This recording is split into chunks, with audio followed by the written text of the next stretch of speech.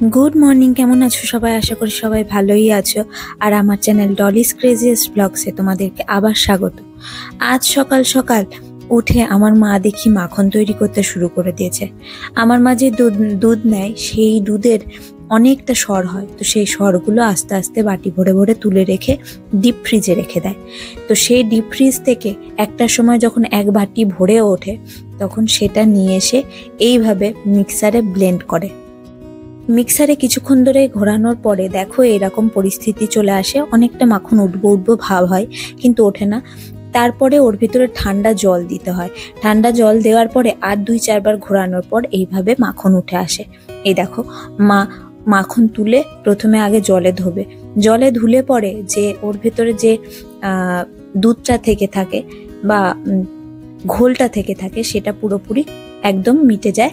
তারপরে সেটাকে আলাদাভাবে রেখে দেয়। এই দুধেরই মা সর, মাখন, আবার ঘি তৈরি করে, আর আমরা সেটাকে খাই।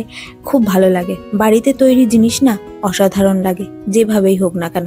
এই দেখো কতটা ঘোল হয়েছে দেখতে পাচ্ছ, আর কতটা মাখন হয়েছে। আমাদের ঘরে একটা মাত্র বেড আছে, সেই জন্য আর একটা বেড কিনবো বলে মার সঙ্গে একটু দেখতে গিয়েছিলাম, কিন্তু সেভাবে ভালোভাবে দেখতে পেলাম না। এই দেখো এই একটাই মাত্র বেড আমার পছন্দ হয়েছে, কিন্তু কেমন কি হবে আমি জানি না। বাড়িতে জানাবো, যদি পছন্দ হয় তাহলে সেটা কিনে নেব। আবার বাড়িতে ফিরে দেখি যে এই দেখো বাবা মাংস নিয়ে বসে গেছে। আজকে ছুটির দিন ছিল। গত 2 দিনের ভিডিও তোমাদের সঙ্গে কোনো রকম ভাবে শেয়ার করতে পারিনি। আমার শরীরটা খুব খারাপ ছিল, এতটাই খারাপ ছিল যে আমি ভয়েস অবধি দিতে পারছিলাম না। ভিডিওগুলো বানানো ছিল বটে, কিন্তু ভয়েস দিতে ভীষণ কষ্ট হচ্ছিল। শরীর প্রচন্ড পরিমাণে দুর্বল হয়ে পড়েছিল। যাই হোক, এসে দেখি বাবা এইভাবে সমস্ত একসঙ্গে মশলা মিশিয়ে নিয়ে সব একসঙ্গে চড়িয়ে দিচ্ছে। বাবার হাতে রান্না যথেষ্টই ভালো লাগে, কেন জানি। কিভাবেই করুক না, যেভাবেই করুক না কেন, বাবার মাংস রান্নাটা সত্যি অসাধারণ হয়। দুপুরবেলায় যেহেতু আমাদের খাওয়া দাওয়া হয়ে গিয়েছিল, সেই জন্য মাংসটা আর আমরা খেতে পারিনি, কারণ বাবা দুপুরবেলা 3টে, 3:30, 4টে নাগাদ নিয়ে এসেছিল এই মাংস। তারপরে বাবাও মাংস রান্না করলো, আমরা একটুখানি রেস্ট নিতে গেলাম। বাবা মাংস রান্না যখন হয়ে গেল, তখন সন্ধেবেলায় আমরা একটু খেয়েছিলাম। হ্যাঁ, সত্যি বলছি, দারুণ হয়েছিল বটে। গত 2 দিন ধরে আমার প্রেশারটা বড্ড লো হয়ে গিয়েছিল, সেই জন্য আমি কোনো রকম ভাবে ঠিকমতো চলাফেরা করতে পারছিলাম না, কারণ মাথা ঘুরছিল, তার সাথে প্রচুর পরিমাণে বমিও হচ্ছিল। এই সময় ডাক্তারবাবু আমাকে একটা ট্যাবলেট দিয়েছিলেন খাওয়ার জন্য, বমির জন্য। এই বমির ওষুধটা যখনই খাই তখনই সব ঠিক থাকে, না খেলে আবার অসুবিধা হয়। যাই হোক, এখন প্রেশারটা অনেকটাই ভালো আছে। একটু সুস্থতা লাগার জন্য বাবাকে বলেছিলাম, বাবা একটু বেবি কর্ন এনো তো, ফ্রাই করে খাবো। সেই জন্য সেই সব মশলাপাতি দিয়ে, আর এই যে দেখতে পাচ্ছ কর্নফ্লাওয়ার আর একটুখানি চালের গুঁড়ো, এই দিয়ে একসঙ্গে মিশিয়ে নিয়ে আমি এই বেবিকর্ন ফ্রাই করব। বেবিকর্ন ভাজা খেতে সত্যি ভালো লাগে। তারপরে চিলি বেবিকর্ন যেটা হয়, সেটাও করতে ভালো লাগে, কিন্তু আমার চিলি বেবিকর্নের চাইতে বেবিকর্ন ভাজাটাই বেশি ভালো লাগে। তাই জন্য এই বেবিকর্ন ফ্রাই করেই আমরা খেয়েছিলাম।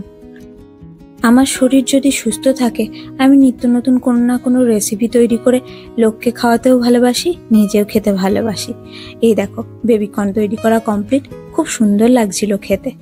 আমার মা কিন্তু গরম গরম বেবিকর্ন খাচ্ছিল আর বলছিল, খুব সুন্দর হয়েছে, খুব সুন্দর হয়েছে। এই দেখো কেমন করে খাচ্ছিল।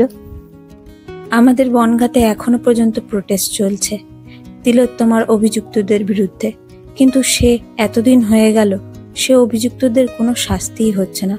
কিন্তু নারীরা কখনো থেমে থাকবে না, আশা করি।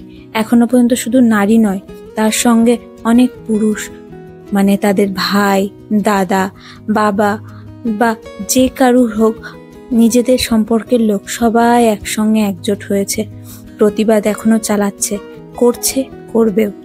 কবে যে এটা মিটবে কে জানে। আমি এই অবস্থায় প্রতিবাদে সামিল হতে পারিনি বটে, কিন্তু দূরে থেকেও তবুও আমি প্রতিবাদের সবসময় সঙ্গে আছি, থাকবো। আমরা সবাই চাই অন্ধকার কেটে যাক, আবার আলো ফুটুক, আর বিচারের আসল দোষীদের শাস্তি হোক, সেটাই হবে সঠিক বিচার। যাই হোক, আজকের মতো শেষ করছি আমার ব্লগটা। কেমন লাগলো জানিও।